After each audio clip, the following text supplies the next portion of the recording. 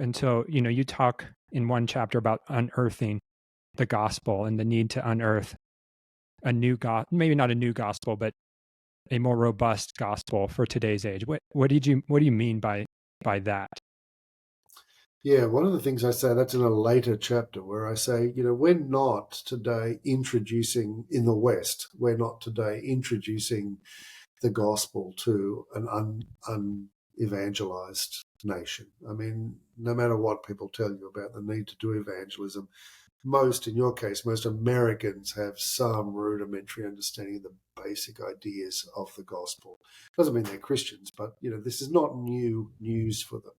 But the point that I make in that chapter is that actually the gospel in America and in my culture, in my country, actually goes deep, but it's become buried by the advances and shifts toward individualism and secularism and humanism, consumerism, and all of those worldviews that have kind of been layered over the top of it. And now it's actually about digging into our culture in order to unearth, not to introduce something new, but to remind people of something which is buried there, which actually shaped their culture and made them who they are. And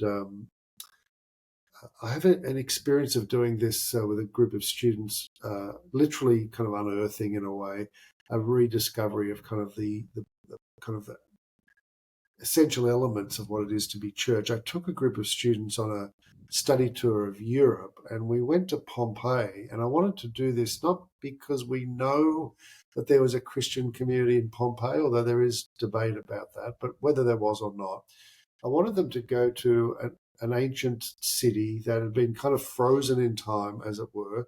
Whenever you go to other ancient cities, you see ruins and what have you. But here's a city kind of intact, which has been, as it were, frozen in aspic, and unearthed. And so you can walk down cobbled streets and walk into people's homes and go into the forum and the market. And you can really feel like, this is what it would be like to have been in a Roman city somewhere. And I had an historian from the UK join us, and he walked us around the city, and he said, what would it have been like if there had been a church in this setting? And he took us into a villa which had various apartments off a central courtyard. And he said, more than likely, the Christians would have met in this courtyard. They would have, it's a communal space for all the apartments off this courtyard. But, they would have said, tonight, Maximus is having his meeting. And so they'd pull out a big table and Christians would come and they would gather. He took us to a takeaway food restaurant, like an L-shaped bench with big holes in it in which big vats would sit and food would bubble away. And you'd take your receptacle and have it kind of filled, and then you'd take that to your Christian gathering. And you'd sit at this table surrounded by people in these apartments who may or may not want to join you.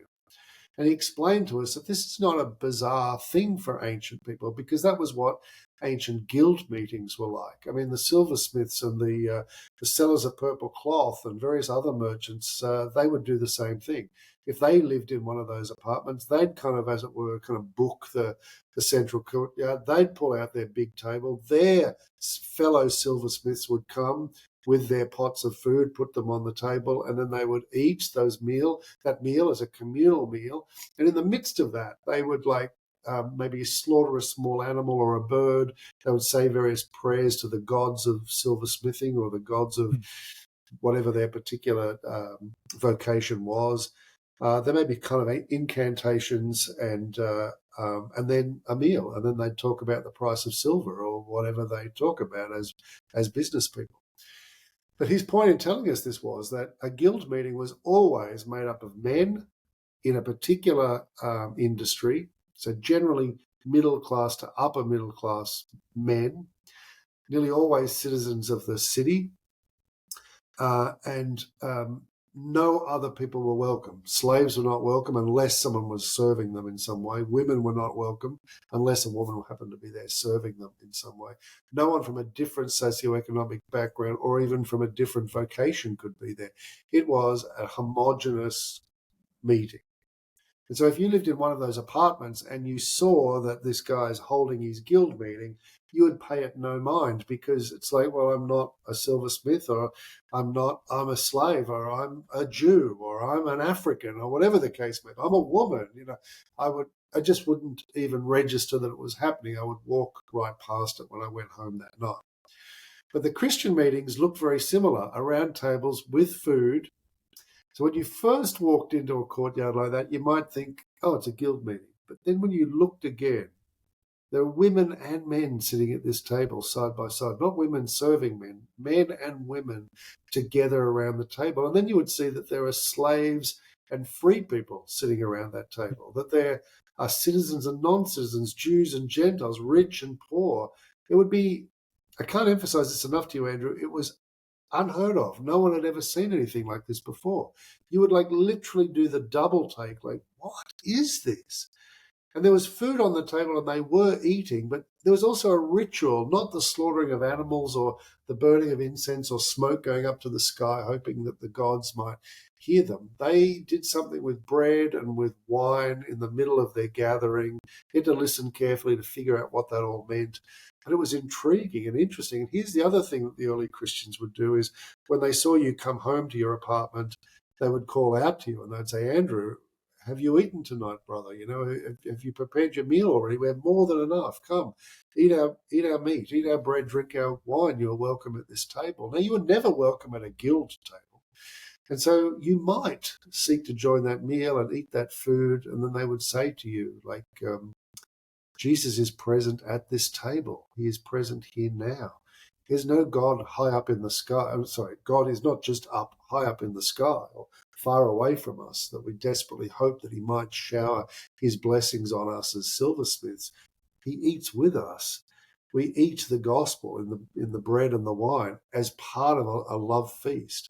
Now, I think it's Stanley Hauerwas who says that the early Christians didn't conquer the Roman Empire with swords or with spears, but with tables. It was the table, this radical new experiment in a whole new way of being human, that literally turned places upside down because they were intoxicating, they were intriguing, they were bizarre. And so, walking through a ruin and unearthing that, going to the takeaway food place, going into a courtyard, trying to imagine Christians if they'd met here, looking at the apartments around and seeing why Paul gives advice to the early church about if you're going to speak in tongues, interpret it. Because there may be non-believers sitting there at the table, or they might just be literally just over there in that apartment. Paul assumes that the meal would actually be in a public/private kind of space. It makes sense of all sorts of things about, when you meet, some will bring a psalm, some will bring a song, some will bring a word. This idea that there's this collective gathering around food, which creates a whole new kind of society with Christ seated at the center of it all, very present in the context of this feast, being experienced through the bread and through the wine and through worship, and that actually becomes a movement, a spontaneous movement across Asia Minor and then into Northern Africa and Southern Europe, which changes the whole Roman Empire. And so I'm sorry I've gone to the Roman Empire, but I think that in the American Empire, if I could put it that way, there are stories to be unearthed too about the way in which table fellowships like that literally made America and need to be unearthed and rediscovered.